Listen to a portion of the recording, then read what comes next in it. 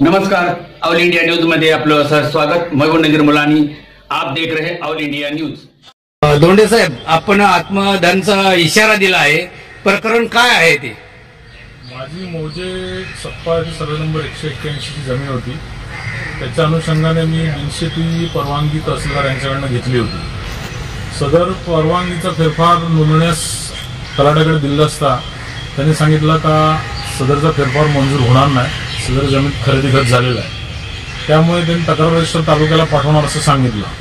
परंतु शनिवार आणि रविवार ह्या 2 दिवसाचा कालावधी लक्षात घेता मंड अधिकारी मणिलाल साबळे यांनी तो फेरफार मंजूर करून माझ्या मालमत्तेस त्याने नुकसान पोहोचवलेलं आहे। त्यामुळे मी 15 ऑगस्ट रोजी ह्याच झेंड्याच्या खालती आत्मदहन करण्याचा इशारा दिलेला आहे आणि तसं मी ते पत्र उपविभागीय अधिकारी वसे यांना दिलेलं आहे आणि जिल्हाधिकारी यांना कळवलेलं आहे का हे जे महसूल अधिकारी आहेत ते महसूल अधिकारी आता कोणालाही जुमानत नसून आता हे लोक भूमाफियांना पाठीशी घालून भूमिपुत्रांच्या ज्या जमिनी आहेत त्या गिळंकृत करण्याचं काम चालवलेलं आहे आणि हे भूमाफिया जे आहेत हे तलाठी आणि मंडळ अधिकारी यांना हाताशी घेतात आणि अशी बेकायदेशीर कृत्य करतात। त्यामुळे आता आम्हाला शेतकऱ्याला आणि भूमिपुत्रांना कायदेशीर न्याय राहिलाच नाही, त्यामुळे मग आता आत्मदहन केलेलंच बरं।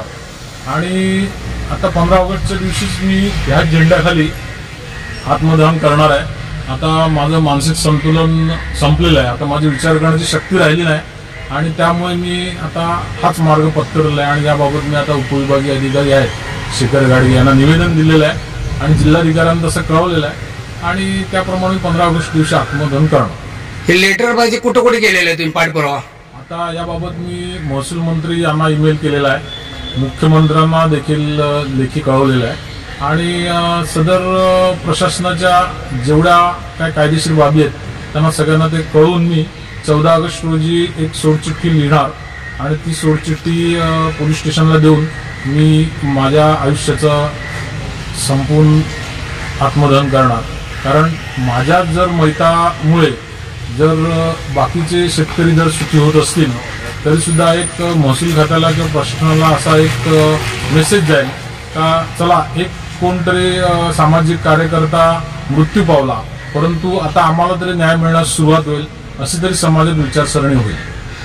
आपण जी लेटरबाजी केलेली आहे ती प्रायव्हेट आहे का पक्षामधून केलेली आहे? नाही, माझा महाराष्ट्र नवनिर्माण सेनेचा जो काय हुद्दा आहे त्याच याच्यावरती मी केलेला आहे। कारण महाराष्ट्र नवनिर्माण सेना अशा ज्या गोष्टी आहेत त्या पाठीशी घालत नाही आणि मी त्या पक्षाचा एक पदाधिकारी आहे आणि माझ्यावरती जर समजा असा अन्याय होत असेल तर गोरगरीब जनतेच्या जमिनींबाबत हे महसूल अधिकारी काय कशा प्रकारे भूमाफियांना मदत करून त्यांना विठी सांगून रस्त्यावर आणतात हे आता जनतेच्या पण निदर्शनास येईल आणि या व्हिडिओच्या माध्यमातून मी जनतेला सांगतो का आता तुम्ही तुमच्या मालमत्ता सांभाळा, अन्यथा हे महसूल अधिकारी यांच्या पदाचा गैरवापर करून या तुमच्या सगळ्या ज्या मालमत्ता आहेत त्या भूमाफियांच्या घशात घालणार।